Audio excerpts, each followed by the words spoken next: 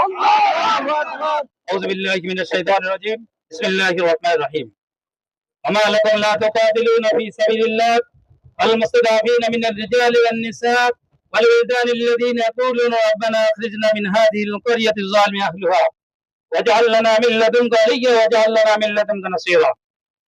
সংগ্রামী তাওহীদ জনতা, আপনারা সকলে অবগত আছেন, গত 9 তারিখ 9 জুলাই ঢাকা মিটফোর্ড হাসপাতালের সামনে আমাদের একজন ভাই, মুসলমান ভাই, একজন ব্যবসায়িক ভাই, তাকে চাঁদা না দেওয়ার কারণে নির্মমভাবে তাকে হত্যা করা হয়েছে।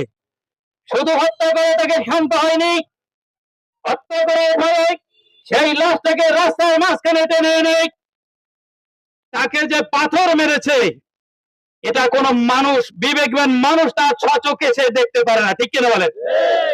আমরা দেখেছি ডিসকভারি চ্যানেলে বাঘে মানুষ ধরে, জানোয়ার ধরে নিয়ে যায়, যখন মারা যায় বুকুর তলে নিয়ে এসে বসে থাকে, মরা মানুষটাকে, মরা প্রাণীটাকে সে আর আছাড় মারে না। এত বড় জানোয়ার এরা হয়ে গেছে যে একটা মরা মানুষের উপরে যে নৃত্য করেছে, তারা যে পাথর মেরেছে, এরা দৃষ্টান্তমূলক শাস্তি দাবি করছে। আমরা সংগ্রামী তাওহীদি জনতা, আমরা জুলাই আন্দোলন করেছি এক স্বৈরাচার তাই আর এক স্বৈরাচার দেশে সফল করার জন্য নয়।